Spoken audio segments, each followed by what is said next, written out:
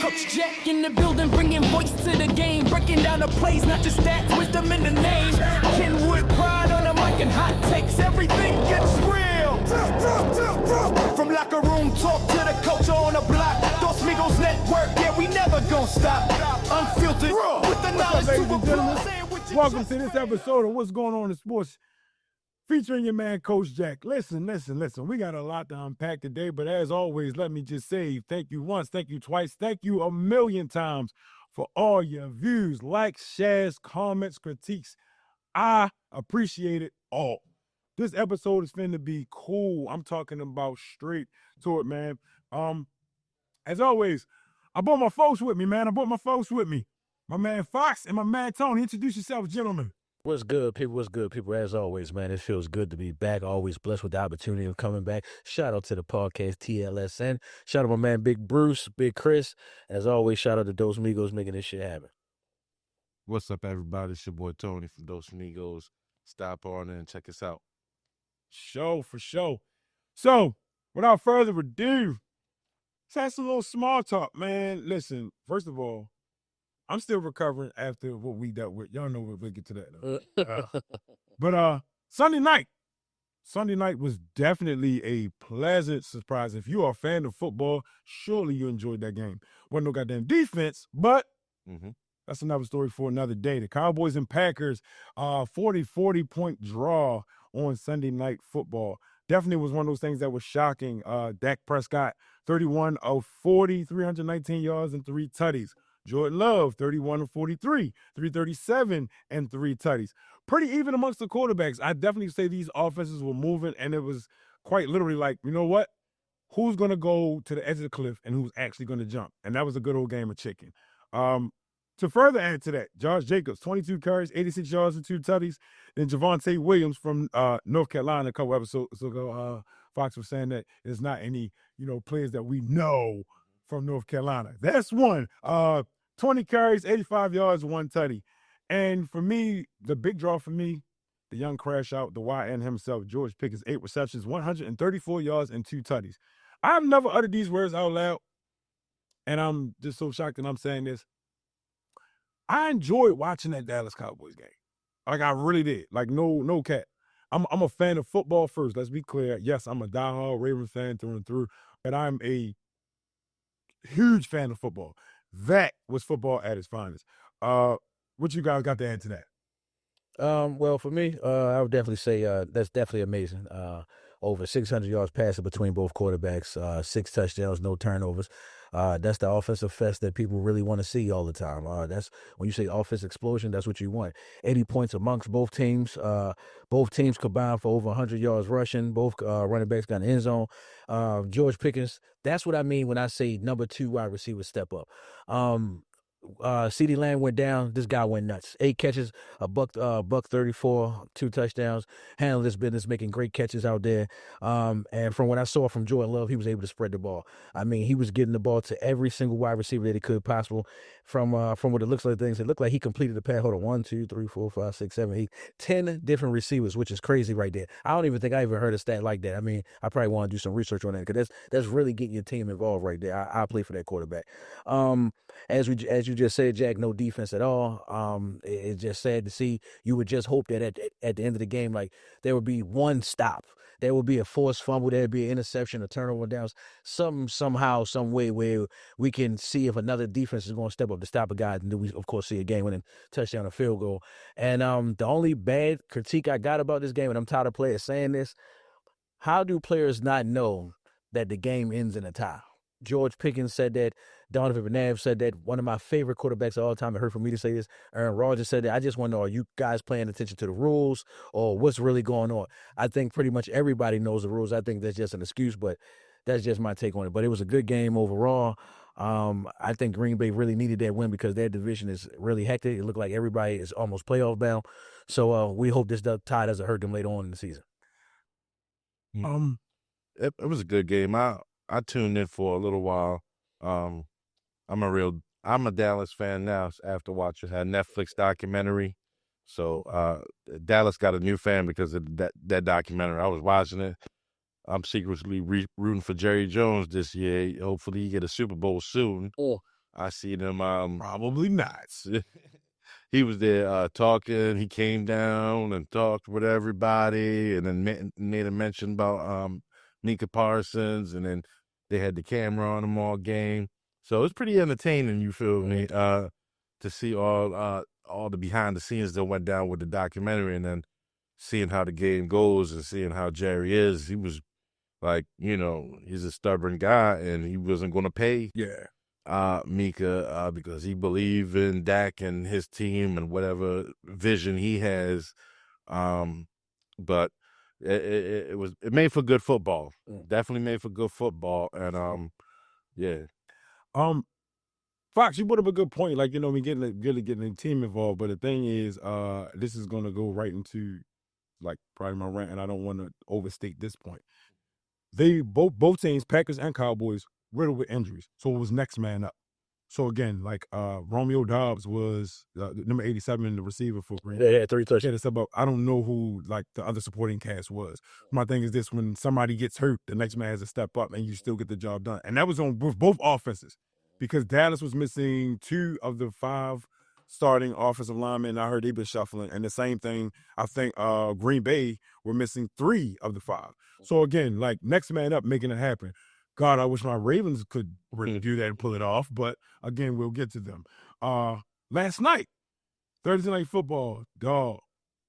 I definitely was impressed with that. Listen, something that's reoccurring over and over. Quarterbacks regenerating their careers in other places. Mac Jones. Guess what, y'all? He can actually play football. You don't believe me? Mac Jones went 33 of 49 for 342 yards and 2 tutties for the San Francisco 49ers yesterday. He threw the ball to Kendrick Bourne. He had 10 receptions for 142, clearly his best target. Jake Tongue had 7 receptions, 41 yards, and a tutty. And, of course, CMC, 8 receptions for 82 yards and a tutty. Yo, Mac Jones can really play. He can really play. I guess all he needed was a change of scenery.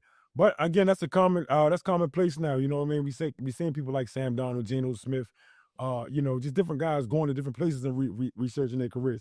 That's not the main point, but I'm just pointing out the fact that it was Mac Jones. Everybody said this man was a bust. Everybody said this man was a bum. I'm just saying. Who am I? What do I know, right? On the other side of the coin, you got Matt Stafford, who was 30 of 47, 389 yards and 3 tutties. Devontae Adams had 5 receptions for 88 yards. Puka Nacua, 10 receptions, 85 yards and a tutty. Kyron Williams, 8 receptions, 66 yards and 2 tutties. This was definitely a lot of offense and still not a lot of defense. More defense than the Packers and Cowboys game, but the thing I liked was how the game ended. Yes, the game did go into overtime, and when you needed to stop, I guess like basically what you were saying when players didn't know about the tie, guess what? Fred Warner and the guys said, we're going to make sure they know that this game ain't going to end in a tie. And they got to stop on 4th and 1, stop them cold, and win the game. Again, random applause for those guys. That was outstanding football, and I thoroughly enjoyed that performance as well. For me, this is what I'm gonna say. First, I want to say something about the Matt Jones thing. I still got to wait and see, because Matt Jones did play under Bill Belichick, a guy who you praise.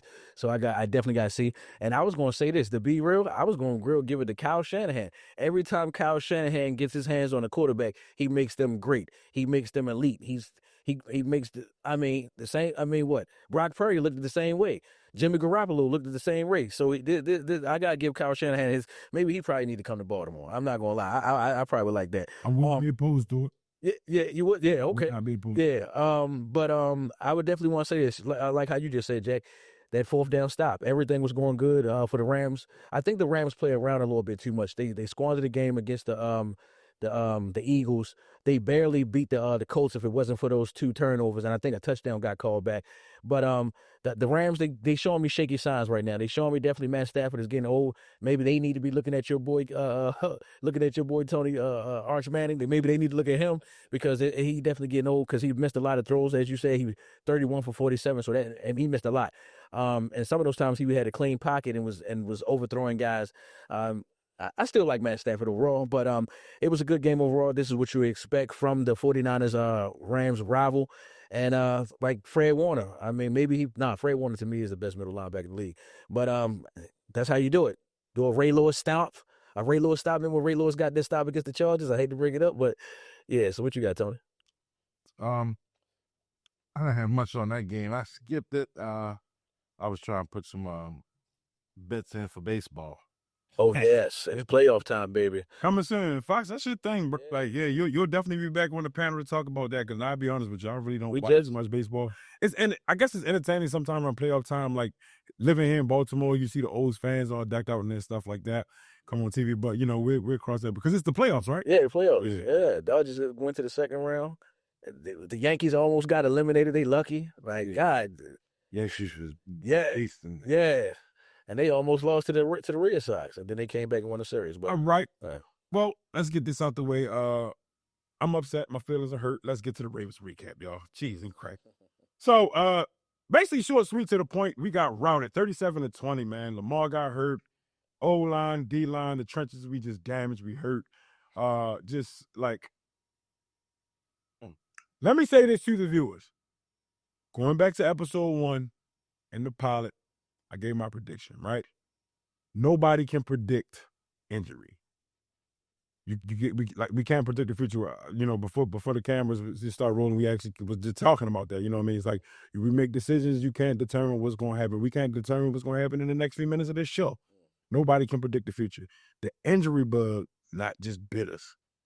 It's chewing our ass alive. And I mean, it definitely just showed. You know what I mean? Like they just had a straight line to the quarterback. You know what I mean? Like. We like a mass unit right now, So, I mean, it's really not much to really say about that, but it's time for some heads to roll. I will say that. As a Ravens fan, Harbaugh, yes, it's time to go. And let me say this too. For the gentleman that I was having the conversation with, because when you guys watch this, I'm going to say this publicly. So I said it to you, and I'm standing on this platform. When we lost Mike McDonald, who is now the head coach of the Seattle Seahawks, I said then that he should have been our head coach and we should have moved on from Harbaugh then. I never said Harbaugh was the worst coach. He's a great leader of men, but he calls absolutely no systems on our team. He doesn't take the driver's seat on our team. I've said that time and again publicly on other platforms. And if you follow me on social media when I'm talking my shit about my Ravens, I've said that then too. I'll defend him when he's right, but when he's wrong, and he stands alone. And me as a Ravens fan, brutally honest, I say where we're wrong.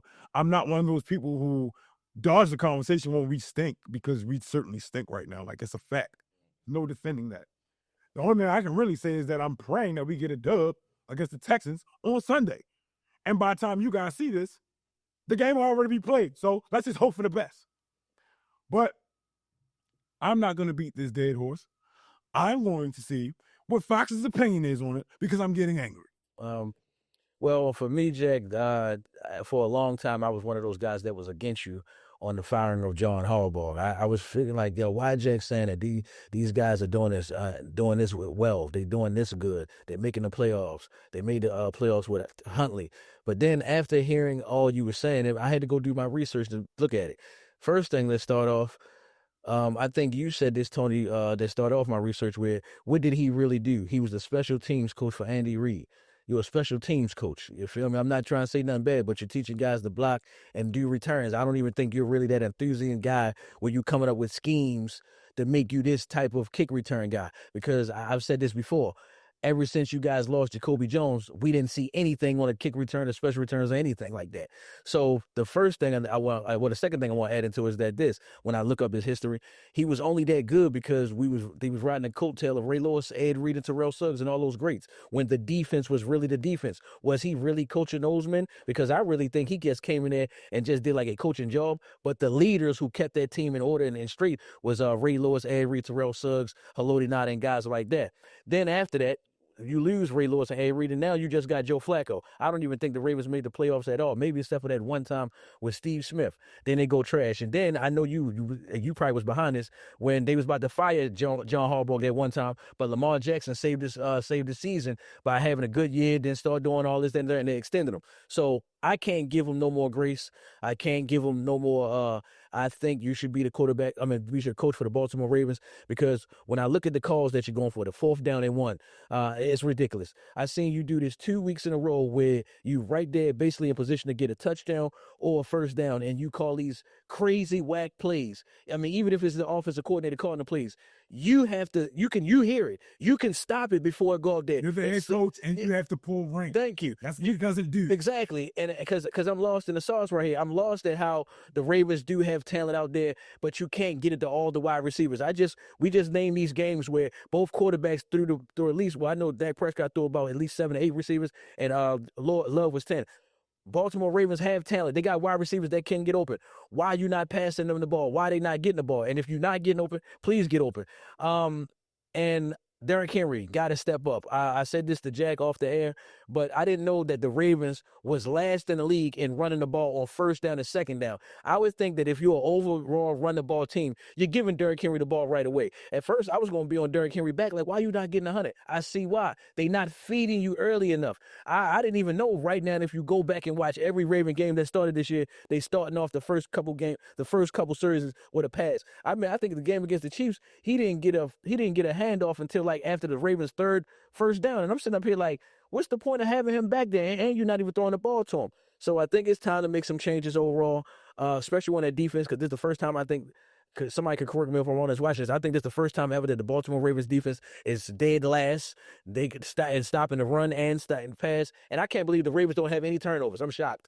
And then they just lost Nate Wiggins with a broken forearm. So I believe I would want the Ravens to do this going against this game against the Texans. Play like that old school ball where you had your secondary quarterback in, and you ran the ball and you threw it here and there. Derrick Henry is right there. Lamar Jackson is gone. You don't have that dynamic or that running quarterback, that play action. Run the ball and go back to traditional football, because I believe you could beat the Texans. I think the Texans couldn't fall asleep. They haven't been playing that well. You feel me? Especially on the offense. I believe the Ravens could steal this one. But, I mean, we already know how it is with Cooper Rush. I mean, Cooper Rush did have a good game against them last year. Threw for like 400 against the Texans. But that was on a passing team. But overall, the Ravens stunk it up. And we need to watch out for the Chiefs. While everybody's losing, the Chiefs are starting to win. It's just out there. But I was going to jump in and say something quickly. There was a rumor going around that Steve Bisciotti, when he was looking for an actual coach, on paper he said Jay Harbaugh, and he called John instead of Jim. Come on, man. Come on. He did. Come on, man. I don't believe that. I don't want to believe it. Now, be clear. Jim for sure is the better coach. Yeah, like for sure. It's no. I mean, that is clearly proven. Yes. Now, here's my thing. All right, so let me back up just a quick take sheet. You brought up George Pickens when we were making the O State point, and I did want to throw that point in there when you was like, that's what you were talking about with number 2 receiver stepping up. People forget that guy's really number 1 receiver. Yeah. But I digress. I just wanted to throw that point in there. Yeah. I made it a point to shout him out because everybody was saying he would be the reason that their offense fall apart. But They're crazy. Going back, yeah. But in terms of why it's such an issue is because our O-line is not like, even if you go back to the old style way and we call plays according to that, we're going to see 8 9-man fronts. And we're going to have to give Derrick Henry the ball 30 times. Behind that offensive line, how much success is he really going to have? Like, we have to acknowledge that fact. That's a fact. You're right. That is going to be a hard feat, regardless of how bad the Texans are playing. It is hard with one guy trying to break the line. At this point in Derrick Henry's career, I'm not saying he's bad, but he is a complementary piece to Lamar. Lamar is a complementary piece to him. They have to play in tandem. That's why our backfield is so scary, because it's like, is Lamar going to pull this and keep this because we're selling out to stop Derrick? Meanwhile, Lamar Jackson is running out of the back door. We have to acknowledge that. Without Lamar, when it's Cooper Rush standing there, it's like, yes, we're absolutely going to kill Derrick. And where's Cooper Rush going? He'll be there for us to kill later if he still has the ball. Like, that's a reality. That's a reality for the Ravens right now. It is. So again, I didn't want to linger on this Ravens rant too much. Like, we got killed. We got killed. That's just the reality, and I don't like it. So, interesting news story. Last week it was reported that Shaquille Darius, as some people know him, Leonard, just retired from the NFL. He had a very, very short career. He's only 30 years old. He was drafted to the Indianapolis Colts from South Carolina State. 2018, Defensive Rookie of the Year. He played 7 years in the league, 80 games played, 637 total tackles. 397 of them were solo. 240 of them were assisted. 16 sacks, 17 forced fumbles. 6 of those recovered. 12 INTs, 157 return yards in total. I would say that is a pretty decent career for the length of time that he played. Mm-hmm. In a production meeting, me and Fox having a conversation, just talking about it. That's where this actually came from. And the question was asked, why is it we're starting to see like more commonplace, why players are retiring? And like my answer in short, like there's a multitude of reasons why. A lot of times what we see with the way football is played now, a lot of times it's just like what money is now, they feel like they don't have to anymore. Like I made my money, I get, if you play for 7 years, you get an NFL pension for the rest of your life. So most guys feel like you don't have to be there, and I think that's the case with Shaq Leonard, as well as the fact of, toward the end of your career, you start getting banged up. And not to mention he plays linebacker, like, he's a thumper. So, some of those impacts and collisions we've seen that guy in, that will definitely shave off some time on your career. So, but all in all, I just think when you look at, guys who have retired early for whatever reason, you know what I mean? You look at the legends like Megatron, like Barry Sanders, cursed by a bad franchise. Yeah. And I'll make this larger stated point. I said this on another episode talking about something else, and I was saying, like, I enjoy watching Detroit Lions games as well. I like Dan Campbell as a coach and the mentality that he instills, like hard-working, hard-nosed, blue-collar type of guy, right? But I think the franchise will forever be cursed because of what they did to 2 of their greatest stars in Barry and Megatron. I strongly believe that. Think about it. When he had Barry, like got to the playoffs a few times, leading rush at one point in time, blah, blah, blah, blah, everything that was going on with him. And then it's like, now he has a chance to go to a contender and, no, we're not trading you. We're going to hold you hostage. And that man had to retire in his prime. Then you got, fast forward years later, you think, okay, we're going to have the resurgence of the Detroit Lions. And then you have the likes of a Megatron. And Megatron is doing all kinds of numbers. Oh, and by the way, he also has a gold jacket that he didn't buy. Yeah. So what I'm saying is, these are noteworthy guys that because of the franchise that they play for, the same one, the Detroit Lions, who had to forego the remainder of their careers because they just got sick and tired. So that's 2 guys that were 30 years old or younger that just stopped playing. But other noteworthy guys, Andrew Luck, 29, retired due to injuries. You know what I'm saying? God bless the dead. Vontae Davis. He retired at halftime in a game versus the Chargers. He was the first Antonio Brown. So it's just like, but that's the thing. The way Antonio Brown did it, it was just tactful because you're just having a tantrum. Vontae Davis was just tired of playing on a bad team. Like, Pete, that's a real thing. Yeah, you have guys that are so passionate, like, I want to be good, I want to be productive, I want to be a Hall of Fame, or whatever their goals and aspirations are. And then they got to suffer for playing with a team. They're like, we're not making the playoffs. We went in 1, 2, 3. We're winning single-digit games, meaning five games or less. You're the team that everybody speeds past on Madden. Like, I can see that. You know what I mean? I get it. But Luke Kuechly, Yes. 28 years old. I was upset about that. Retired early. Now, on the other side of the coin, you have people like Myron Rowe. It makes total sense why he retired. He played 1 year in the NFL, got drafted by the Tennessee Titans in 2010. This man was a Oxford Rhodes Scholar.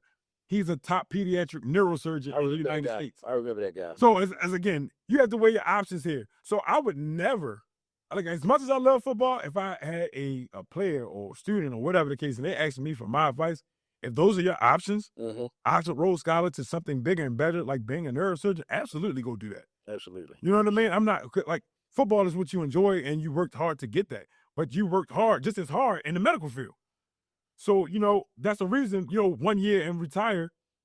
We have Jason Brown, also a former Raven, retired at 29, walked away for $37.5 million, bought 1,000 acres, and is one of the top farmers, in this country. Does a lot of philanthropy work, you know what I mean? Really, really big in agriculture. Yeah. You know what I mean? Like, that's a reason to retire. Like, I can see that. Like, these things make absolute sense to me. John Urschel, also a former Raven. He is now a math professor at MIT, where the best and brightest minds in the country go You know what I mean? Before go, and he was even younger. He was 26. So again, there's a myriad of reasons why people retire. But when we speak about this subject and we talk about specifically Darius Leonard, I would just think for him is mostly like injury because again, the numbers that I read you off in the beginning, talking about his career, I think they were pretty fair for be totally fair about the conversation and provide context. He played for the Indianapolis Colts. They've never had like a top 5 defense. You know what I'm saying? Like he was just legit a thumper. He just played really like sellout football, like he was a madman. And like, I mean, salute to that brother, you know what I mean? And I wish him well in all his future endeavors. But, the NFL is definitely in good hands when you talk about linebackers. But I just feel like that is one of the things that don't really get talked about as much when you, like the shock and awe of a player that you didn't think, like while he retired or why, you're asking questions. The same level of shock that we had when Luke Kuechly retired is not the same level of shock that we had here. And again, that's not to discredit Shaq, you know what I mean? Shaq Leonard, that's not to discredit him. I'm not saying that.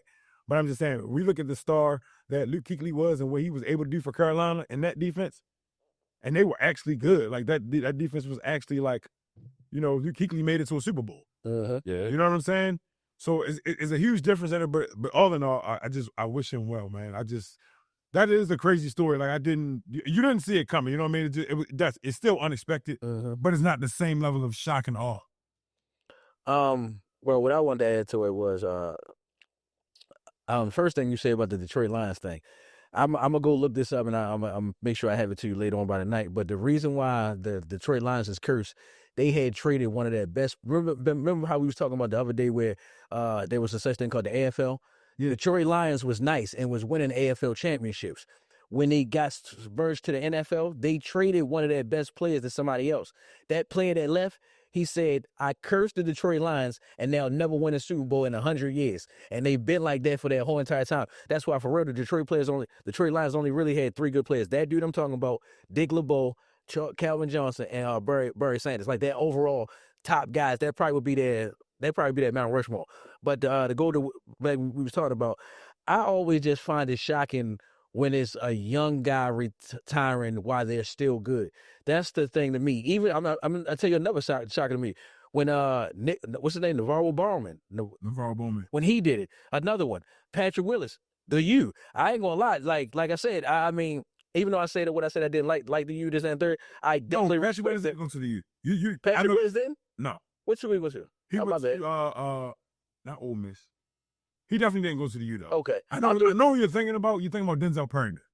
Denzel Perryman? Oh, I ain't gonna lie. My bad. I thought Patrick Willis did go to the U. Yeah, but anyway, he was another guy who I seen retire and was young. I think he only had played like 6 or 7 seasons, and he was done. They was calling him basically the next Ray Lewis. He was number 52. Same thing with NaVorro Bowman. So I just always find it weird when these guys retire. But then, as you just said, sometimes when I was just reading about Patrick Willis, he was saying my love for the game wasn't there no more. He was like, I got tired of my body. I got tired of my body situation. I hear a lot of players also say this. I'm tired of the practice part. If I could just play and don't go to the meetings, I would. I hear a lot of them saying, even Michael Strahan, you feel me, one of my favorite players of all time. He said that's one of the main reasons why he retired. He said he knew that the Giants was at least had one more in them. He didn't know when it was going to happen. He said, but he felt like they had one more in them. He said the only reason he went to University of Mississippi. Okay. So, like I say, Michael Strahan said the reason why he retired is because he got tired of meetings. And then I never forget when I heard Dwayne Wade say this. And this is serious. This is serious right here. What I'm about to say is, and it go down all the way to the kids that you coaching. I wanted to know why Dwayne Wade retired at like 33, 34 like that, because normal players play a little bit longer. You said Dwayne Wade? Am I saying his name right? Dwayne Wade? Wade. The basketball player, right? Yeah. Yeah, he was a little older than that. You sure? I thought he was like 33, 34 or something like that. Because the point that I was going to make, why I'm saying is, he said, you got to think about it. I've been playing sports since the age of 10. 10 years old to 20. Yeah.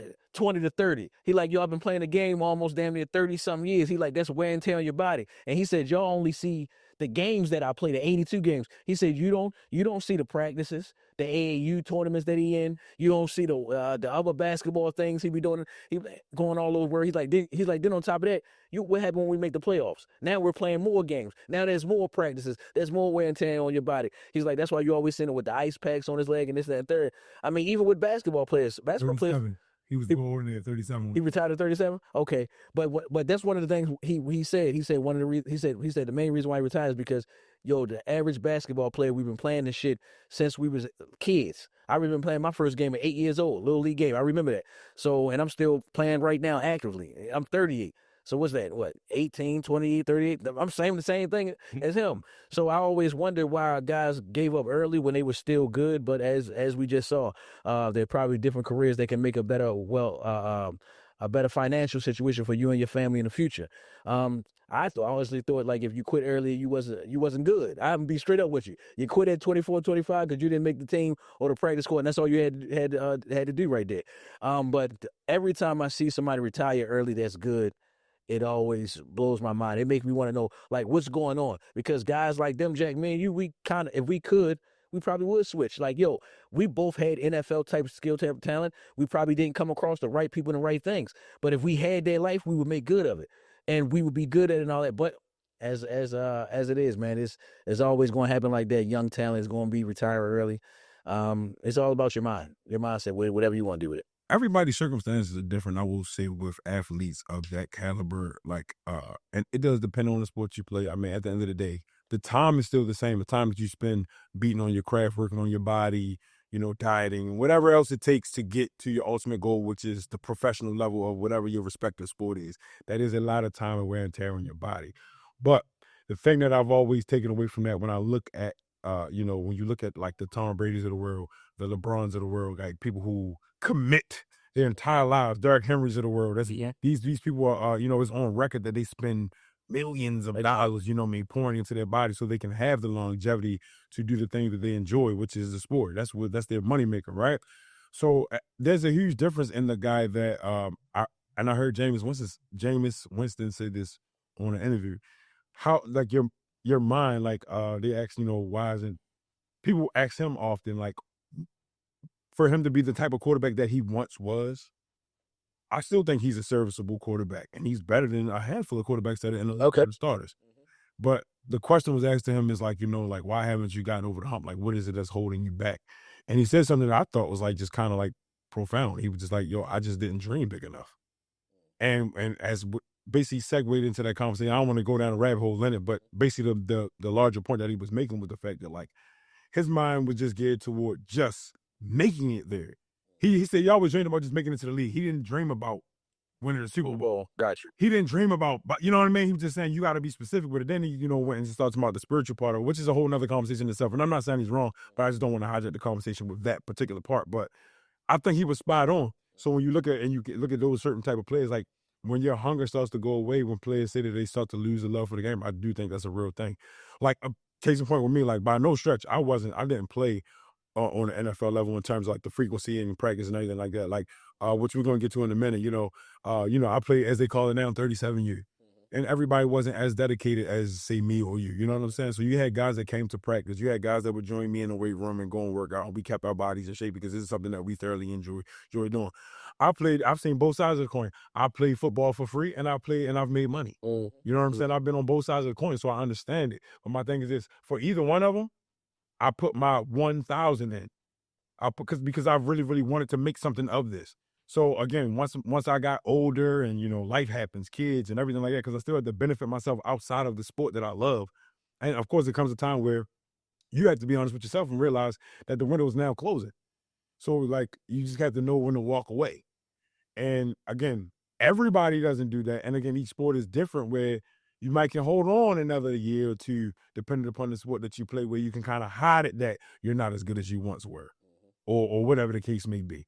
So, I mean, in the case of that, like to an extent, I get it. Because, God's having truth. I literally walked away from the game of football playing. Let me be very specific because I love what I do now as far as coaching. I walked away from the game of football as far as playing because I just realized I was so much smarter than these 20-somethings, and it became easy to me. Mhm. Like, I'm saying that publicly. Anybody argue with your mom. It became disgustingly easy to me. Now, then I had to put it in perspective. The level in which I played football, some of them 20-somethings that I'm playing against ain't played at that same level. So they're not supposed to be as good as me. You know what I'm saying? And by no stretch, this is not me bragging. I'm just telling you my experience. Like, a lot of people who absolutely play the sport, whether you play, college ball, 37U, arena, and like in my case, I've been there. So it was like, yo, I told you this in here, man, but this is a real thing. My first ever professional experience, I went to Erie, Pennsylvania. We played against a team called the Erie Explosion. That was my first ever professional arena game. And they beat the doors off us. Their offensive line at intro, this is when I knew that it was a huge difference in guys that have the skill. Their offensive line, all three of these guys played Division I football at SEC schools. And all three of these guys played at least 3 or more years in the NFL. Like, I've never been to the NFL. So, like, the level of skill, and it was just like these guys were so patient and poised, and I'm throwing the kitchen sink at these guys. And it's like, yo, and some of these things I'm doing is not even affecting them. So, again, from getting to that level to now gaining the same experience and knowledge as those guys, and now you're that guy when the next 20-something come against you, now you're able to dominate and teach those lessons and everything. So from one end of the spectrum to the other, sometimes when you have all that knowledge, you just want to pass it on. Like, you don't have anything to do anymore, is basically what I'm saying. So you gain all that knowledge, you got all the live experience and all the live reps that you've taken, and now it's time to put it elsewhere. So again, some people definitely stay way too long, you know what I mean? Again, each sport is different because like we talked about a few episodes ago about boxing. Like, I respect Roy Jones. That joker stayed too long. You ain't supposed to be getting knocked out by Glenn Jones. You're one of the greatest boxers to ever live. You was not supposed to get knocked out by Glenn Jones. You simply stayed too long, sir. Mhm. So at the end of the day, according to what you do, you just have to know when to, be all you can be for however long you got to be it and get out of the kitchen. So again, salute to Shaquille Leonard, on a great career and best to him in his future endeavors. Mm-hmm. Oh, I wanted to jump in. One of the players that retired early, Andrew Luck, he's currently the general manager At Stanford. Yeah. Stanford. So how is that team doing so far? If I'm being honest, I don't follow Stanford. However, I do know typically in the Pac-12, that's where they are, when you're relevant, they talk about you and they don't talk about Stanford. I'm just saying. So this is about to be a fun one right here. I got this idea. Me and Tony were talking a couple of weeks ago about something, and per our conversation, I just took a chance of doing this. So in my story on IG, which if you don't follow me, definitely follow Coach Jack and what's going on in sports. I put in my story, I wanted to know what you guys would like us to discuss or hear us cover, and I call this part Viewer's Choice. And I got some pretty good feedback. Now, clearly, it's one episode, so I couldn't pick them all, so we'll definitely spin the bin on this one again. But I did take a few. Staying in the same vein of football, this one came from Chris Perkins. He said, you should talk about 37U with the laughing emoji. Shouts out to Chris. Chris is one of my former teammates with the Baltimore Pirates and the Maryland Vengeance, where we won a championship later on as the Vikings. Salute to Chris. Now, I thought this part of the conversation would be kind of cool because Fox also was a teammate of mine on the Vengeance, and Lord knows we had a lot of dope times. And so here's my thing. I'm really, really big, and I talk about and publicize local sports here in Maryland. And semi-pro or minor league or 37U, whichever title you choose to use for it, it is really, really a big thing here. I mean, there are a lot of like local guys that are like legit superstars in their own right. As crazy as that may sound, like everybody has hometown heroes in your, respective city that you live in. And we definitely have some here. I think 37U is good. Now, present day, I believe that it has become watered down because of how athletes are now, as I alluded to a minute. When I was playing, you know what I mean? Like, as I realized as I got older, the zest for it wasn't there anymore for a lot of guys. It's like, yo, I'm gonna show up on game day. It's like the crazy shit you see in pregame, like your middle linebacker over there smoking a black and mild, like crazy work. This little silly shit. Guys arguing, beefing before the game on teammates, heat of ops, and just so much foolishness. You know what I mean? And I'm not saying that there aren't disagreements on your regular NFL team. The difference is those guys are millionaires, and there's a pecking order, and it will be followed. At 37 years, it's not there. Now, back in the day when I was a shorty watching it, you come up, it was a big thing in the city. And I mean, it was just like no difference than watching it on Sundays, the NFL. Like, it was like that. Shouts out to Coach Tate. Coach Tate always talks about his time with the Baltimore Rams, and he tried to pattern his teams that he coached after the order of the Baltimore Rams. And I have so much respect for Coach Tate and how he does organizations because it was always done right. He was big on uniformity, big on the whole team thing. We didn't do too much of the whole rah-rah thing. I can honestly say my absolute best experience in terms of playing semi-pro was my first entry to semi-pro, and that was with Coach Tate with the Baltimore Bay Atlantic Sharks. So shouts out to Coach Tate for that. But you know, I wanted to shout out since I'm not sure if it's 37U, but Baltimore Hurricanes. Yeah. Yes. Yeah, there is. Yeah, it is. My boy, my guy Rocco, he always stop at the store, family at Judy's Bar and Grill. But he always come, and I missed going to the game versus the Fayetteville Ducks in July. But I'm looking forward to being at a Hurricanes game. So I'm glad someone did mention something because For sure. we wanted to invite Rocco on the show. But yeah, I'm going to catch one of those Hurricane games. So speaking about the 37U, if you know a team that we should probably go follow or visit a game, just leave it on. Oh, shit, I got you covered right here. Oh, yeah, it's Okay. Yes, I was gonna say it's funny because before Fox, because I definitely don't want to take the Fox's time, but I definitely was saying, like, it's funny because it's such a small circle. Yeah. I probably know Rocco. I'm probably somebody I don't know because, like, dudes are close knit. I for sure can say from high school right on up the chain, there are so many guys that I have forged great relationships with, friendships in terms of off the field that are just genuinely good dudes. And the one thing I can say that our commonality is definitely football. Y'all remember the Best Man movie? He was writing a book, and the terminology say God, family, football. Yeah. That they follow that mantra to the T. So, you know, I'll get to those shout outs in a moment because I definitely want Fox to jump in here in this conversation. Well, I'm gonna say for me, for the well, first of all, I want to touch on the one thing about why I still play. My shit is the opposite. I find it very fascinating to be like on a LeBron James type level. What I mean when I say a LeBron James type level is the fact that I can still run with these young boys. I'm 39 years old, and I'm still up there matching these guys' speed who like 20-something. Now, you definitely have a chance to be faster than me, but majority of people, when you get where you at the speed, it's right then and there. It ain't no eliminated from. You can't get stronger, you can't get faster, but for the most part, a lot of people get caught up in that talent. They see how good they are, and they just stick right there, and then better their craft and technique.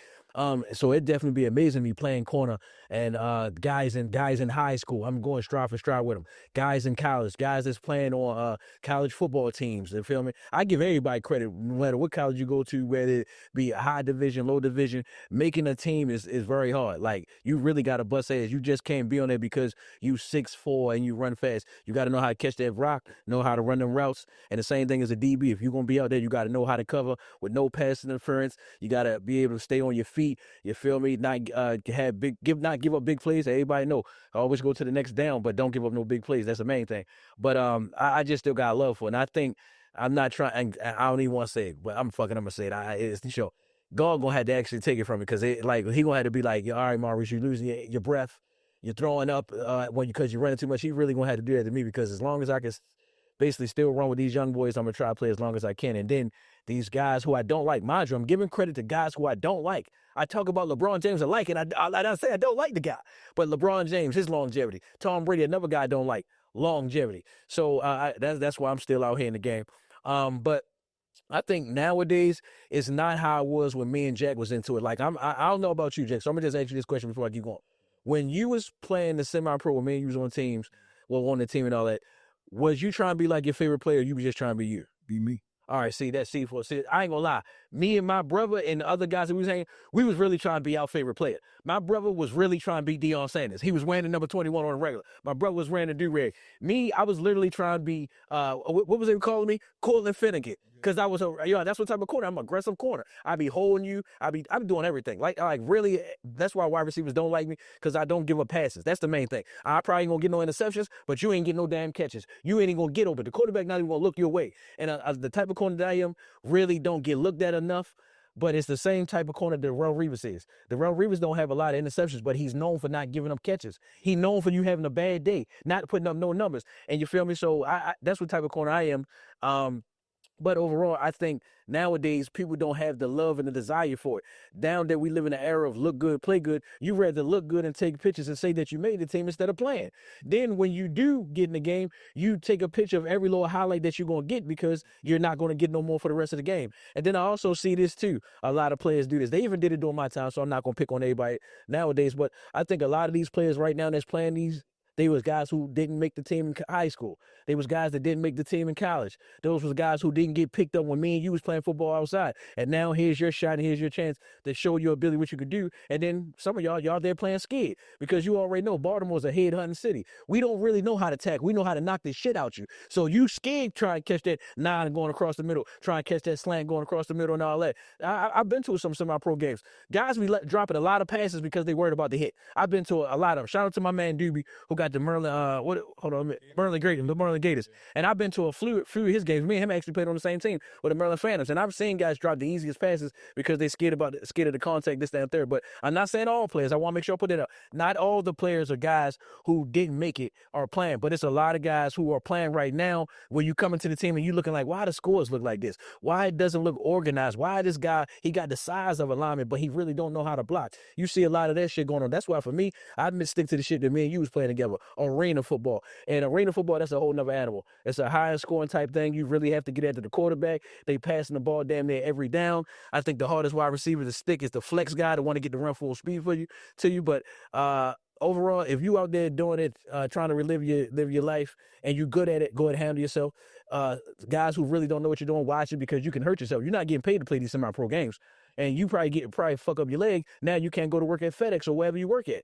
So I would just say, man, I like it for the guys who actually take it seriously, how you was talking about, take care of your body, really do the research, really lock in. That's another thing I do. Even with playing flag, I'm really watching guys. I'm really diagnosing. I'm still doing the same thing I was doing when I was playing. I'm really diagnosing and locking in. Now, I'm not trying to tell you go to the same extreme, but I would prefer that you do it, because that's how you don't hurt yourself. That's how you eliminate errors on the field and all that. And you get a better product when we come out there and support you and all that, because I hate going to a semi-pro game and it look nasty. Trifling ass scores. People barely can score. But you see trifling ass defense. People barely can tackle. So I like it. You feel me? And I do support it. Again, shout out to my man Doobie. I like the fact, players get a chance to, from the semi-pro, play in other countries for other teams. Teams in other countries, and you play. Yeah. So yeah, it's definitely something. It's definitely something to be talked about in that 37 years. So, as a teammate of ours, Kevin, he also went to Patterson High School with us, and he actually played overseas, and that's a real thing. Like, it's the dream of it that those guys had. Yeah. So to your point, the quality of the game comes from the quality of your work out there.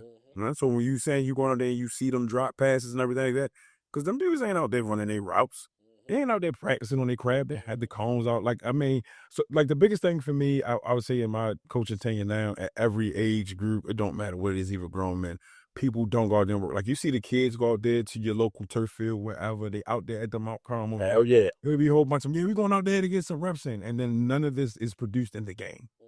Because it's mostly playing, it's for Instagram. It's for likes, you know what I mean? It's like nobody's really doing that. So specifically to semi-pro, because that guy has that job at FedEx, he don't have the time to put into the scrap. You can't do both, unfortunately. You know what I'm saying? That's somebody that wants to not let go of their dream. Like I said, I'm speaking for Jack now.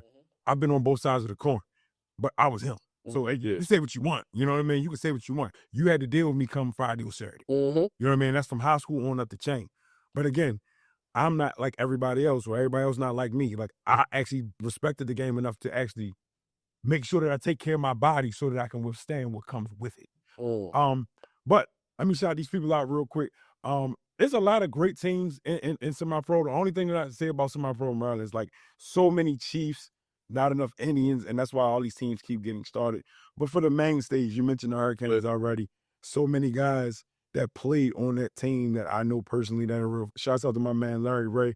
Larry Ray was my high school teammate, and he's one of the hands down one of the absolute best athletes I've ever met. Like in person, like I don't know Deion Sanders personally. I know Larry Ray. That joker can hoop. He can play lacrosse. He can wrestle. He can play football. That dude is just a creator, man. Like he really is like that dope. Shouts out to my man Lil Larry. But he's played on the Hurricanes, won championships with them, the Broncos, the Phantom, the Maryland Elite. Shouts out to Elwood Townsend. Elwood is known in this city, man. I say that our local hometown hero guys. Elwood has had so many franchises because he clearly loves football because he has time to organize this stuff.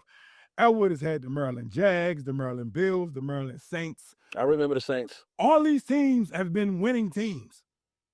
He win everywhere he go. He turns it around everywhere he go. He always gonna make sure they got a classy look. The dude has his own branding. He designs uniforms. I'm gonna get the name of his company because I'm definitely gonna put that in the comments because for y'all to go and support him. If you got a little league team, definitely holler at Elwood. Elwood has good quality varsity jackets and all that kind of stuff. But Elwood is one of those guys that just has his finger on the pulse. He understands, like, in this city, football is the outlet for a lot of guys who don't have an outlet, whether they're good or not, because it's still semi-pro and it's still a pecking order. But guess what? They pay them dues. They get them fly-ass uniforms. Some of them go out there and play like shit. I'm going to keep a spade a spade. But I'm just saying, but, like, they want to do it, and that's what they continue to sign up to do. So shouts out to Elwood for at least providing an outlet for these young guys, and in some cases, old guys, because it's a guy named Don. Shouts out to Don. Don, when you see this, shouts out to you. His nickname was older than me because he was the oldest nigga on the team. Real rap. He was the oldest dude on the team. And his nickname was older than me. Older than me. Beard full of white hair. Shouts out to Uncle Neil Fleming. Another dude that was in, I guess 25, maybe I was 25. So Uncle Neil had to be like early 40s. Like beard white. Chris Deddy, another guy. Oh, these are old dudes who just, in their time, they was the guy. And they can still get out there and dominate the 20-somethings. So think about that. You know what I mean? It's just, bro, semi-pro, you know what I'm saying? It's so many dope stories that come out of it. But, you know, not to overstate the larger point, shouts out to those guys. Second thing in the email bag, this comes from Evan Harris. He said, talk about the millions of sports podcasts and ex-players and network shows and his words, not mine, their bullshit takes. P.S. You should have me on the show, bro. Laughing emoji. So, this is where the rubber meets the road because I like being in this podcast space. Yeah. This is not ESPN. This ain't Fox. I can be unfiltered, unadulterated Jack, unapologetically. That's all I know how to be. But when you're on the big networks, you can't do that. Largely in part why I believe that some of these shows are not as entertaining because certain people that are the face of certain franchises, like one Patrick Mahomes, you can't say too much about him. Even if he is playing like shit, you can't say it. Or if you're not a fan of LeBron James, unless you bash them, you can't say nothing about him. If you don't like Steph Curry, like, you know, it's a lot of that. Because now what you're starting to see in these spaces on the network shows and these podcasts is a lot of ex-players, which kind of hit for a conversation we was having off camera in regards to the Patrick Beverly thing, who is an NBA player, now turned podcaster. It's so many different players of different sports that have podcasts, and they give their critiques on things. And I think that, if I'm being honest, I watch more podcasts than I do the actual shows. Let me put that out there as well. Like, I do watch some shows on ESPN, like, if I go back on, like, YouTube and just catch what I missed or whatever the case is. And if I'm being honest, now that I'm operating on my own, in my own podcast space, it just simply was noteworthy, if I'm being honest. Because, again, certain people, they get on these shows and they either hold back or they don't tell the whole truth or whatever the case is. So it's not really, really entertaining. Now, you have a few personalities that I think are really, really dope.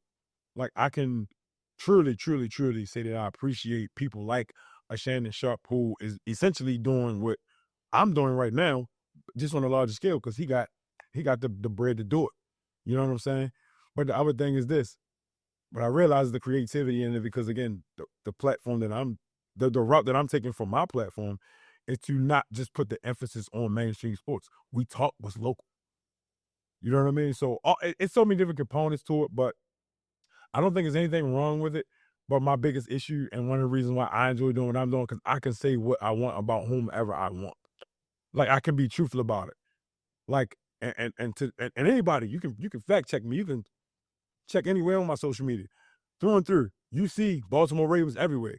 But I ain't finna sit here and cack when they look bad. When we doing something bad, when the front office is messing up or whatever the case may be. That's the difference between being a fan and an insider. And that's why I don't like a lot of the network shows, because they have people that are quote unquote insiders. You played in the NFL, but you ain't being truthful. Like Emmanuel Acho. Whatever, dog. Like, go ahead, Fox. It's a couple things I definitely want to say about that. One, your boy is right. Sometimes these guys just be saying anything just because it's shock value. A lot of the conversation that you hear on these shows is a bunch of recency bias. It's like everything that happens nowadays is the first time it ever happened is better than everything that ever happened in life and sports. Like that wasn't even around when me and you was around. That just because it's happening right now, it never happened before. And just because it's happening right now, it's the great of the good and this, that, and the third. Like, we disrespect in this era, more importantly, and when it comes to sports, we disrespect our greats a lot. Anytime somebody new nowadays do something, the greats from back in the day who worked very hard, just as hard as the players that we watch now, probably even harder, they get disrespected every time a record gets broken. Every time somebody gets close to that record, we just forget their greatness. Like, we're washing history away. A lot of people be doing that. Guys like Jason Lockenford, a guy who picks and chooses when he wants to say the right information. Skip Bayless, a guy that picks and chooses when he wants to be real. I like this podcast because I know for me, when I'm wrong about something, I'll always take the criticism and take being correct. But for the most part, when I'm talking about sports, I'm really talking openly. I'm going to talk about your bads and I'm going to talk about your goods. I'm not going to be one of those guys that beat you up all on your bads. You feel me like you never did something good, but if you're a bum player, I'm going to call it out. If you're a great player and you had faults, I'm going to call it out. But if you're a great player, overall, I'm going to give you credit. As much as LeBron James, and I'm mentioning him again, as much as LeBron James has his faults, I respect that man and know that he's one of the greatest basketball players of all time. And I would never do a Skip Bayless debate where always count his losses as this, that, and third, why he's not this, or this count his greatness because he didn't do what Michael Jordan did, this, that, and third. You have your own way of greatness and your own way of doing it. I mean, Michael Jordan, LeBron James, and Steph Curry are great because they can shoot the ball and dunk the ball. But I'm going to tell you something, Kareem Abdul-Jabbar did the same thing that was doing scoring on the points, and it was with a hook. He got the same amount of points as them and more, and he was doing it with a hook. They just doing it different ways. So we just going to disrespect his greatness and things like that. And another thing I definitely want to add is that sometimes just because you play in the league, that's one thing I'm glad that me and you don't do. We don't act like because we've been in the league or played before that we know it all and we're not learning and we're not interested in hearing new information. Some of these guys be on some, I'm in the league so I can say this, that, and the third about you. Some guys had good careers. Some guys squandered their careers. I ain't gonna lie, I'm a big fan of Gilbert Arenas. But sometimes he give me that little over cocky. And I'm sitting up here, you one of the guys who I like growing up, and you threw your career away while I'm bringing a gun trying to shoot one of the bummest players of all time, John Crittenton, a guy who never got no NBA time. You lost your career, your whole everything over that gun situation and all that. But here you go be so down on other guys and this, that, and the third, and just be thinking because you're saying it's word of God, it is God, and this, that, and the third. I will say this too that I also see. Some of the greatest basketball players of all time and greatest football players of all time, they don't have no podcasters. And they got some of the greatest knowledge ever. Like Tom Brady, I don't see him with a podcast. Michael Jordan, I don't see him with a podcast. All these greats that we grew up on, I don't see them with a podcast. But it seems like every time somebody do a little something, here come a podcast, and they think they can give you the insight of the game. Another thing I hate, basketball players or NFL players, you're doing your podcast during the season. What are you serious? I don't know how coaches even allow that. Like prime example, Paul George. You supposed to have been the next best thing. When you came to the Clippers, you supposed to take them to the next best thing. Whether Kawhi Leonard was hurt or not, you supposed to at least be playoff Paul. You never showed any of that. You on that podcast. You get over here to Philadelphia, and same thing. They got a good team over there with Maxey and Embiid. You're doing the same thing still on these podcasts. I mean, I'm just saying for me, I would bring up my podcast and do my show when the season is over. I'm not being a distraction to my team. I'm making sure I stay on my craft because when you do podcasts, what else you got to do? You have to do research and make sure you know what you're talking about. So that's taken away from the homework that you actually have to do on the basketball court. And then, like I said, overall, I just don't like how with all these podcasts, where just because you played in the league everything that you say is word to bond, everything is God, and everything is this, that, and the third, when the whole time you be missing out on things. Like, I'm like, apply myself on this. There was a dude, Nick Young, arguing that Tracy McGrady, I may get a disagreement here, but that Tracy McGrady couldn't win no rings if him and Kobe would have switched. I'm sitting up here, at one point in time, Kobe Bryant and Tracy McGrady was playing the same exact way. Both was averaging 30, 7 and 7. So they were both as world defensive guys and playmakers, doing the same type of shots, taking over games. So you telling me they couldn't switch and Tracy McGrady could at least got one? They saying no. The same thing, the same effort I say about KG. You don't think that KG could have went to the Spurs and got one? You think even the way his demeanor the way he is, you don't think he could have got one championship with I think he the greatest coach. I'm mad I can't say his name. What's the coach? San Antonio Spurs coach. Popovich. I think he wanted the greatest coach. Y'all don't think that KG would have switched and at least won one? He won it with Doc Rivers, and he one of the worst coaches of all time. Doc Rivers not no real good coach. He got a losing winning percentage. He only did shit when he was with the Celtics. But my overall thing is, Ron Artest won with Kobe. Yeah, you see what I'm saying? So I just be saying, like, the one thing I like about this show, that we call it how it is. We don't leave things out. We fact check. We bring up information. Another show, the only real sports show that I like, and I'm gonna let you go get it, is Pardon the Interruption. Pardon the Interruption. They speak their facts of where they come from. What's it? Mike Wilbon. Yeah. I never seen him just boost the Bulls or boost the Bears when they playing bad. When his team is playing like crap, he talking about it. When they need to make trades and do this, he talking about firing coaches, he talk about it. And then when they talk about their stats and they wrong, at the end they got the errand boy, and he tell you, well, you missed this, and you did this, and this, that. And I like shows like that. But these other shows, they just be making it seem like, because I was there, everything I say is what it is. I was there. You don't know everything. Well, I would say this. The one show that I definitely like watching is What's Going On in Sports, featuring Coach Jack. That podcast right there, lit. Don't take my word for it. Just check it out every Monday. It's crazy. But I digress. So let me back up a little bit, Fox. I agree with you to a point on two things. Just because you have been in a league and you played at that level, I think to a certain degree, yes, that's what you I'm saying. can tell people because you have information that they're not privy to because they weren't there.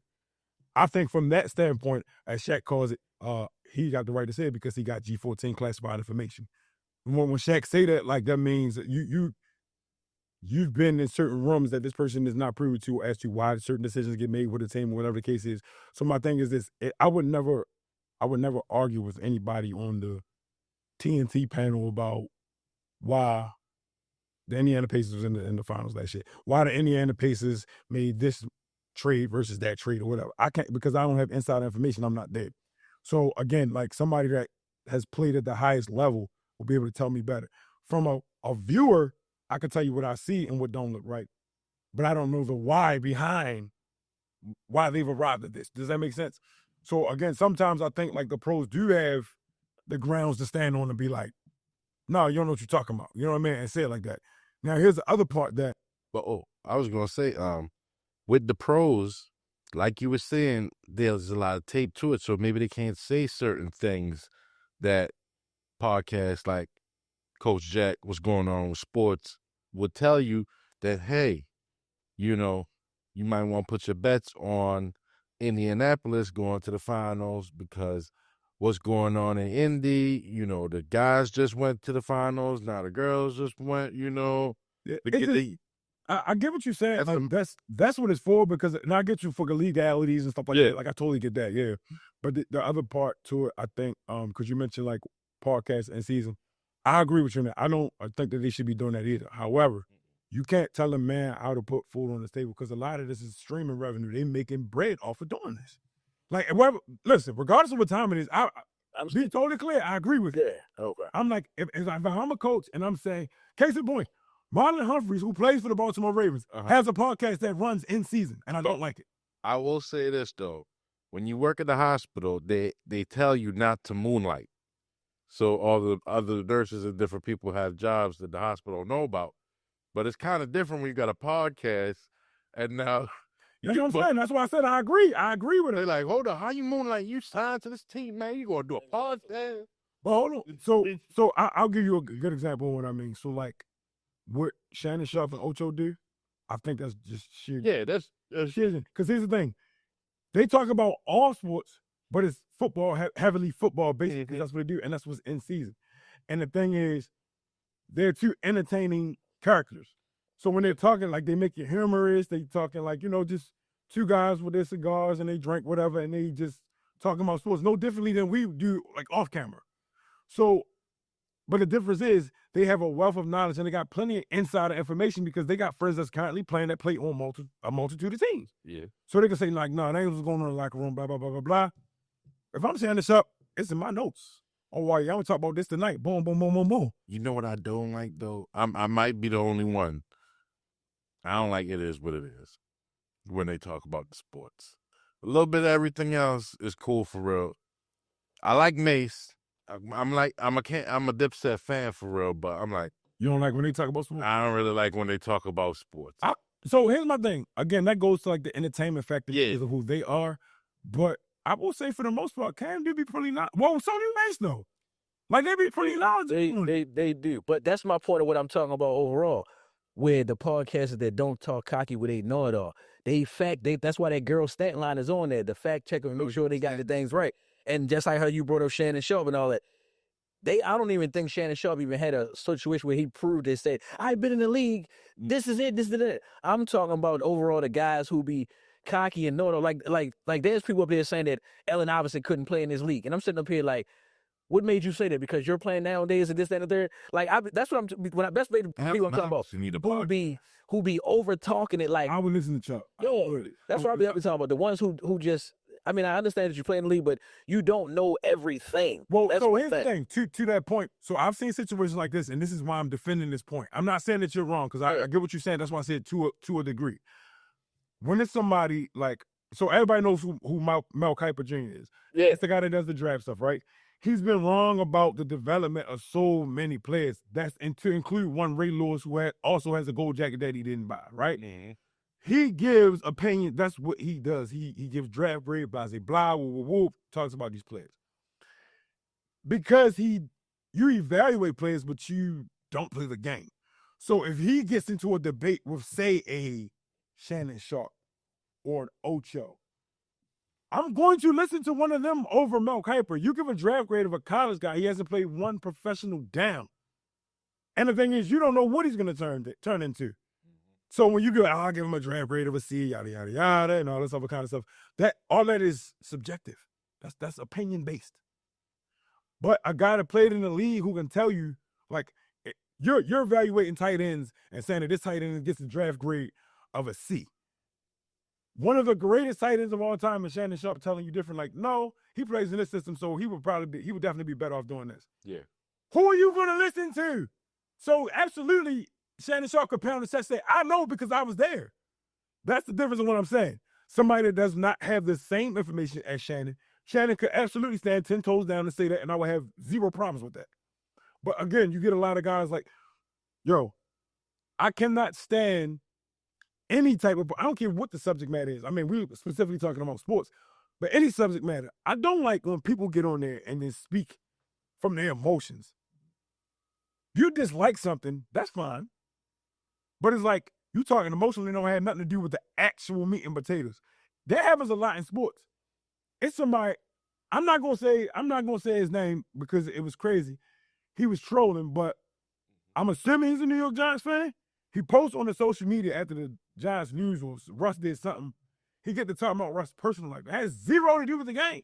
I think I know who you're talking about. You know exactly who the hell I'm talking about. But my thing is, it has zero to do with football. And then that always brings me to the question, because I don't know the guy like personally. My thing is, how much do you actually know about the game? Oh, he don't know nothing about Have you the game. actually, and that's my point. Without me knowing that, you just he didn't even know about Jackson Dart, and I was telling him about Jackson Dart the whole entire time Jackson was in college, to the point he kept on calling, excuse my language, he kept on saying, who, the white boy? That's all he kept on saying. He didn't even know none of the new players and nothing like that. He one of those ESPN fans. I'm sorry to talk about, he know who it is, but he one of them ESPN fans, or listen to the previews and be like, okay, I know this, or I heard this, or this, that, and third. But yeah, he what you said. But that's my point. The difference between the fan, because there are fans that have podcasts, you know what I mean? Shouts out to Engraven. He's one of the biggest coverers of the Baltimore Ravens, and he has excellent content. And I faithfully watch Engraven, real talk. Matter of fact, I'll take you a step further. I actually study this space. So I consume a lot of these things. He's one of the ones that I consume in terms of like how passionate he is when he's talking about the Ravens. I put that passion into sports in general because that's what I love. But again, my point is this. If it comes down to, let's say, if Ray Lewis had a podcast, I'm just hypothetically saying it because he's a Ravens legend. If Ray Lewis had a podcast, who is more knowledgeable about the Ravens actually? The fan or the guy who got a Hall of Fame jacket from playing there for 17 years? Yeah, that was my point. You see what I'm saying? Yeah. And that's what I mean. So there is a difference in the two. And again, I have zero problems with it. We're going to move ahead for the sake of time. Last one, certainly not least. Rook Kenner, a former teammate of mine. He threw a bunch of them in there, but the one I want to attack. On this Saturday, prime time, the U takes on that other team in Florida from Tallahassee that we finna slap around for a couple hours. Number 3 versus number 18 in the rankings. Full disclosure, I watch a lot of podcasts. That is to include TNSL Sports, featuring my guy Fox Savage sitting here with us in studio. And I told him that I was going to take a shot at his ass because I just found out, and I've been friends with this fool for over 20 years, that he didn't like my Hurricanes. And then he told me why he didn't like them. Cool. He said, But I was tripping out more so about a comment, and we can laugh about it because it was an honest mistake. I watched his latest episode, which you should also check out, by the way. It's definitely on YouTube. He is telling his castmates that he has a friend, yours truly, who has a University of Miami tattoo, tatted, his words, not mine, on his thigh. People is on my phone. Anybody that knows me knows his tattoo come up. I thought that was the craziest shit ever. And I'm like, oh, he's trolling bad. To overstate his point. And when I tell you, I had a good chuckle about it, I text his ass immediately like, oh, yeah, I saw what you said. Now, to that point, college football is one of the things that I thoroughly enjoy watching, especially when it's my team playing. And most people who don't like my team, at the end of the day, love them or hate them, it's entertaining football to watch. That's the one thing we can all agree on. You know, I was talking about Penn State with some guys at church, and Fox is in the studio with us. He's a Penn State fan. And I heard Fox even say this. He was saying it's like Penn State will beat everybody else when it comes down to the bigger teams, i.e. Oregon, they shit the bed. Mm-hmm. And it's a fact. So that got me to, thinking about this particular point. I don't want to overstate the point that the U finna dog walk these guys in the dope. But what I wanted to kind of take from that was, in terms of college football, we know that Fox likes Penn State outside of Penn State. Who do you like and why? So if I wasn't a Penn State fan, it'd be Alabama all day. I like every single thing about Alabama. I became an Alabama fan once I seen the first wide receiver. Don't you know how they say NFL ready? Yeah. First wide receiver I seen NFL ready was Julio Jones. I remember him, number 8 with the little dreads. He was smoking people, destroying everybody. And then I just continued to watch him. Started seeing the guys like Mark Ingram. We already know the running backs, Najee Harris, Derrick Henry's. I can go on and on. Damian Harris. Then the wide, oh my God. Then that wide receiver core scored pause right here. This pause. The wide receiver core was sexy. You got Amari Cooper. You got what's my man name? Jerry Jeudy. You got Devontae Henry Ruggs. I ain't gonna lie. Don't you know how like you have something like happen, like most people don't, they really don't. Well, a lot of people have connections with their celebrities that they like, but things that crush my heart. Kobe Bryant dying and what happened to Henry Ruggs. I was so upset with that guy for losing his career by killing that young lady in her dug come on, man, going 180 miles per hour at the Lincoln Club. That makes no sense at all. But just at him, my favorite guy right now in the league after Saul, he before Saul's gone, Patches Attain, London Collins, shout out to him. He always come to my Instagram page. Alabama just has so many players that I like and love. Michael Fitzpatrick, where I ain't gonna lie, I'm surprised that I'm a Penn State fan. I ain't gonna lie. I know way more Alabama players over the years because I watch both of them faithfully. I'm on both phones. I'm on both televisions. So if I wasn't a Penn State fan, I can't even say I'm not an Alabama fan. I got Alabama gear. I got Alabama gear, Penn State gear in the house. I wore my Alabama hat plenty of times. You feel me? But yeah, Alabama. If I did not have a game today, and I'm in my coaching attire, as you can see, I certainly would have on my Miami Hurricanes hoodie and hat. I've been rocking my Hurricane stuff all week to work. And I told them at the beginning of the week, prepare to be sick of me. Prepare to be sick of me. Yes, Hurricanes prime time. I have no joy for my Ravens right now. I got to be honest. I have to be honest. I have no joy for them.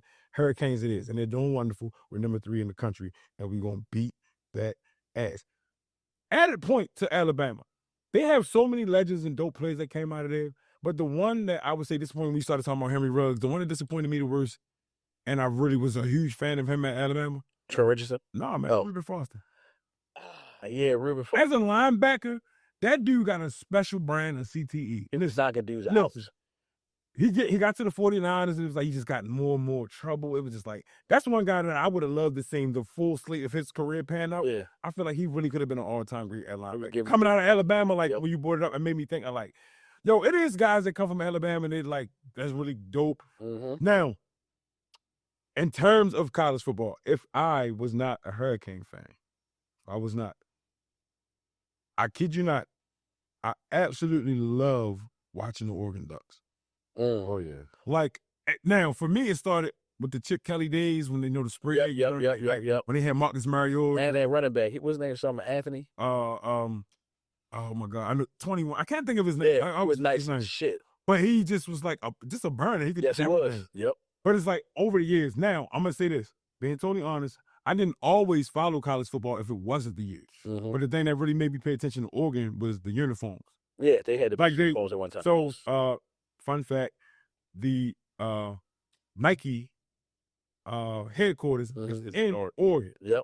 And every last one of Nike's prototypes over the years starts at University of Oregon just to see how it looks. And then they basically, like, Oregon gets it first on the cutting room floor, and then it spreads beyond the league. But I think that, like, that's something I always paid attention to. And then when I started watching, I realized, like, excuse me, they can actually play. Yeah, this is actually entertaining. Football is like, bro, Oregon has never really, until recent history, until recent history, they have never been known for defense. They've always had a great offense where they just throw the ball all around the yard. I'm talking about DeAnthony Thomas. That's what yep.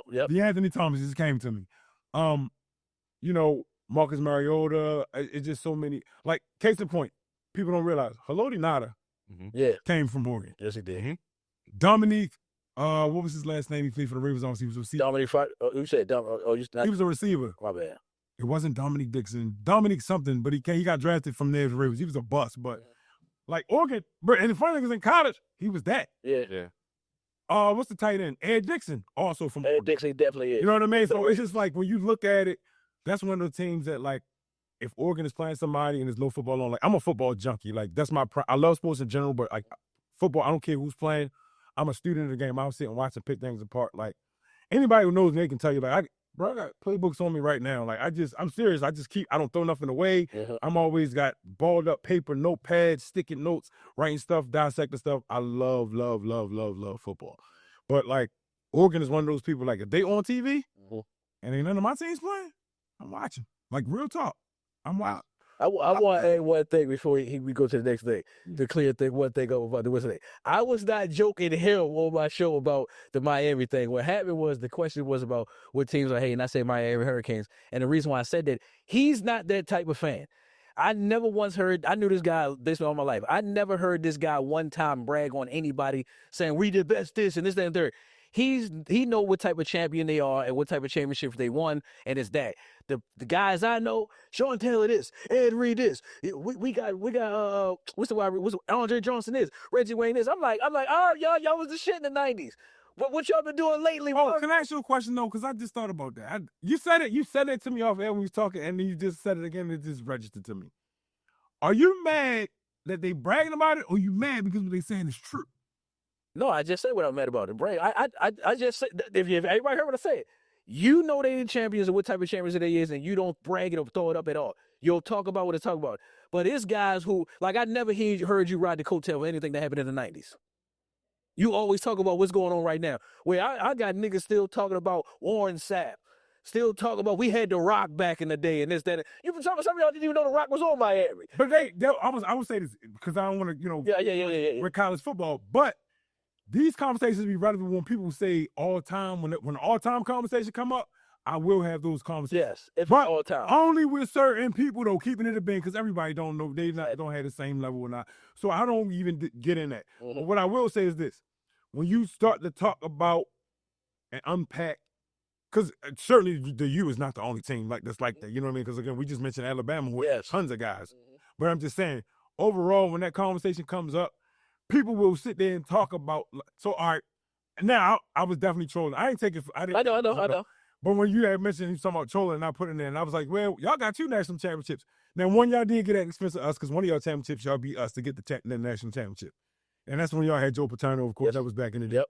But I always tell people, like, when we had these conversations, like, any of my friends that are like Ohio State fans, Texas fans, and all that kind of stuff, and they talk about their championships and everything, I'm like, yo, that's all fine and dandy, but it's like, if you measure, when we talk about the greatest college teams of all times, you can only really mention 3 teams.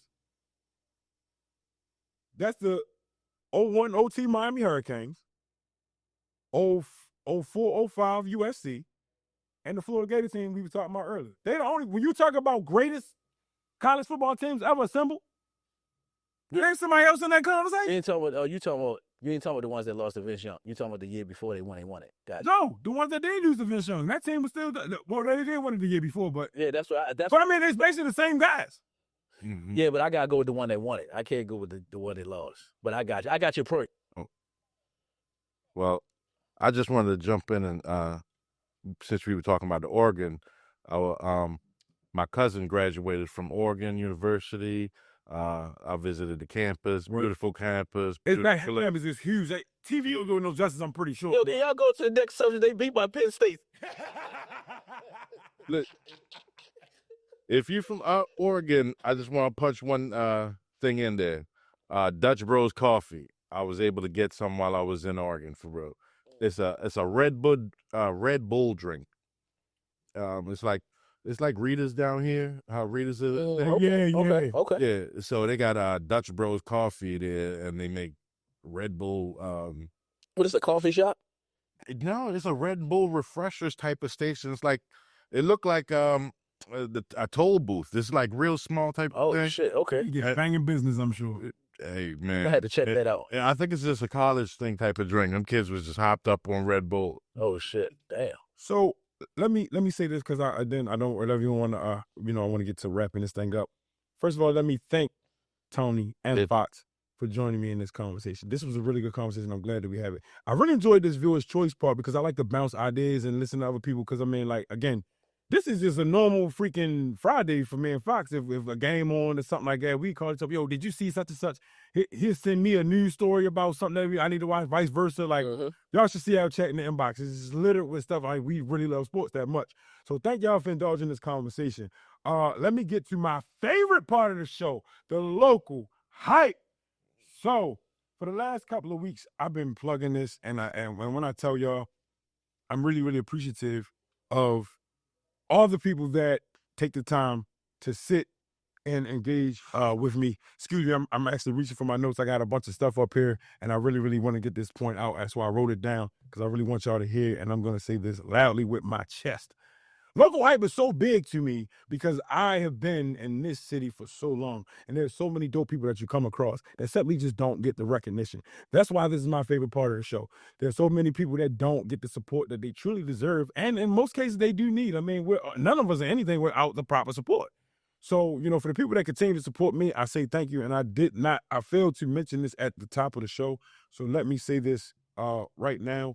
I want to thank Matt, Daniel, Chi, Rook, Chris. This week putting the show together, these guys had a chance to go back and review the show. This is the thing when I talk about support. This is where support comes in. This is why I'm overstating this point for the local hype. They sent me texts and hit me up like, yo, on the show, I noticed blah, blah, blah, blah, blah, blah, blah. And the reason I know they wasn't capping, because they telling me stuff that I said that I know was well in the middle. So most people just go ahead and give you the view. They'll check in and watch maybe the first 5-10 minutes maybe and cut it off. They were actually engaging with the show. When I say I appreciate that level of support, that's why we do this. So the same way they give me that support, I'm simply giving that support back out. So on to the local hype. I want to give a shout out to my man, Coach Gus Chase at Brick by Brick Behavioral Services. It's an academic, athletic, social, and life skills, community service, and housing. That's what they provide. You can reach them at 410-616-6333. Again, that's 410-616-6333. You can also find them at brickbybrick.com. brickbybrickservices.org. Again, that's brickbybrickservices.org. I want to shout out Andre Williams. Shouts out to Coach Dre. He called one hell of a game this afternoon, but I'm gonna get to that in a second. He's a clinic professional therapist.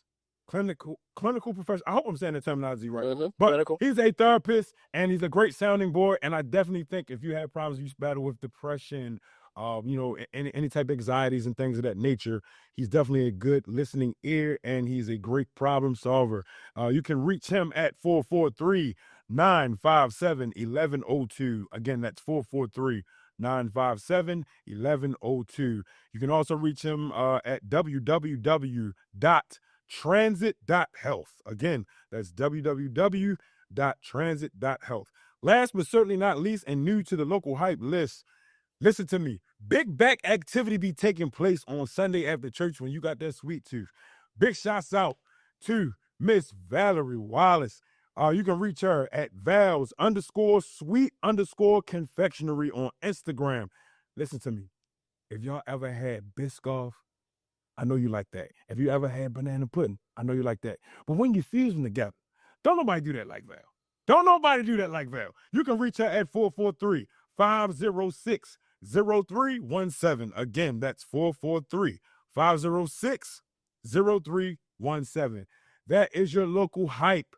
Guys, support these people. Support these people. They're doing great work in the community.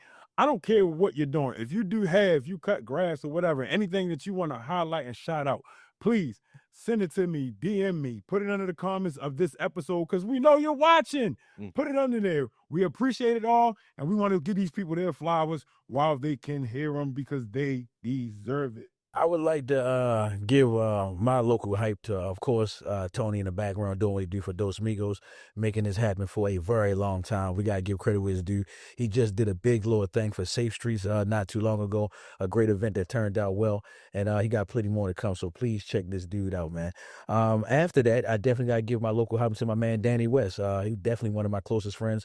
Knew him since I was about 15 years old. We played on the same team together with Maryland Phantoms, number 94, and what he got going on right now, he needs players, he needs coaching staffs right now for the Baltimore Gators, actually.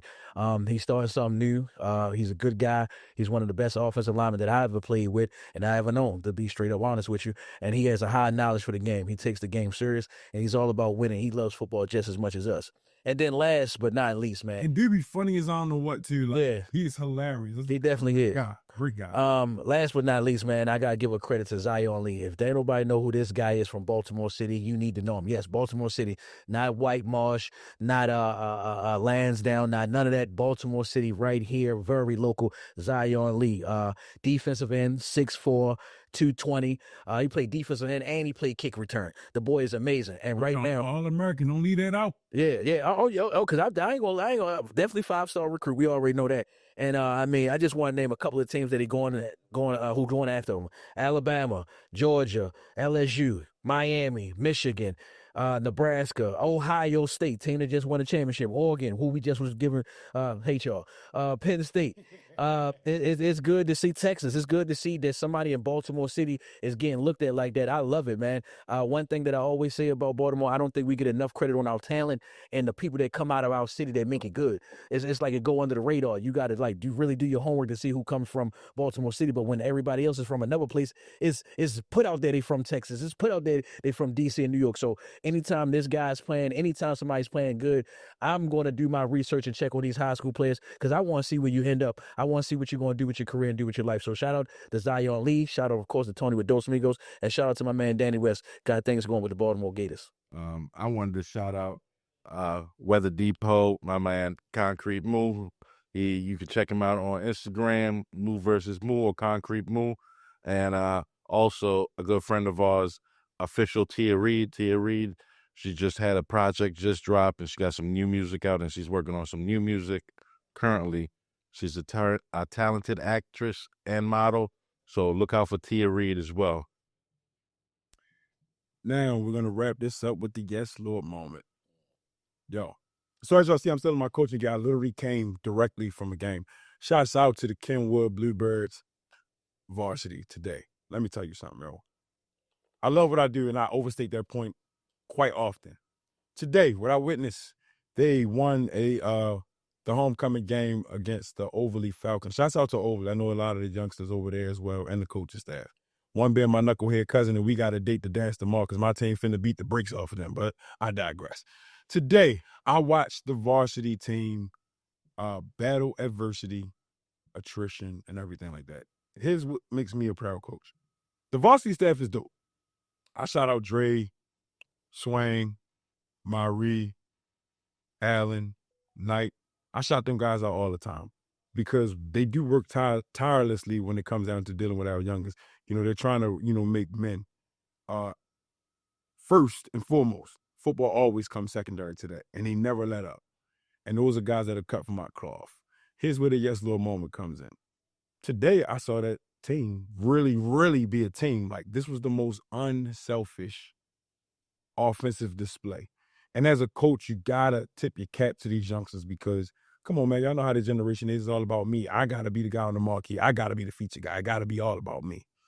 Today, Coach Allen definitely went totally unconventional with his offense, like direct snap to Dame. Shouts out to young Dame, which is our varsity running back. Kid is immensely talented, and he has a clear future in football far beyond when he walks the stage and graduate. Dame, if that boy ain't had 200 yards rushing, he ain't had none. I'm telling you, he did an awesome job. So shouts out to Dame. But here's the thing. It wasn't a traditional quarterback. I want to shout out Malachi Johnson specifically. He is our quarterback. He did not get as many reps because we weren't running a traditional offense. It was like direct snap, and it was just working. Shouts out to our offensive line. They blocked their asses off. They literally played bully ball. Y'all ever see them bouncers that stand outside of a club? Mm-hmm. And if you are committing an infraction of the club and you're violating, y'all ever see how violently they put you out the club? Yeah. That was my offensive line today. They was doing that to that boy. Listen. Shouts out to Clint, Nate, Chase. Oh, my God, man. Oh, shit. Brandon. Like, bro, I was really proud of these guys. Now, on defense, two names. And the defense did exactly their job. They got multiple possessions back for our offense. But these two players, because I was on their heads the whole game. Shouts out to Kamori and Tyreek Gibson. Tyreek played for me last year. I'm just meeting Kamori this year. But those two guys are extremely coachable. Tyreek is my little AKA Crash Out Kenny. Shorty got a short fuse. But he's coachable. He will listen. They were wreaking havoc off the edge. And they kept my former quarterback, who is now the Overly quarterback, Lord have mercy. They put the man in the clink. They locked him up and threw away the key. I'm talking about threw away the key. Y'all ever see them cartoons when they wrap you up in chains and leave you on the train tracks? Well, today, he was on the train tracks. He was definitely on the train tracks. But I have to give these young men their credit because it was just an unselfish display. And that's what football is about. It's the ultimate team sport. And I've said that many times. So to you guys, congratulations on your win. And Coach Jack says, yes, Lord. JV, I will see y'all in the locker room at 8:30 tomorrow. Because now we got to go get ours, baby. So thank y'all again for viewing. Remember to watch, like, share, comment, follow, the whole nine.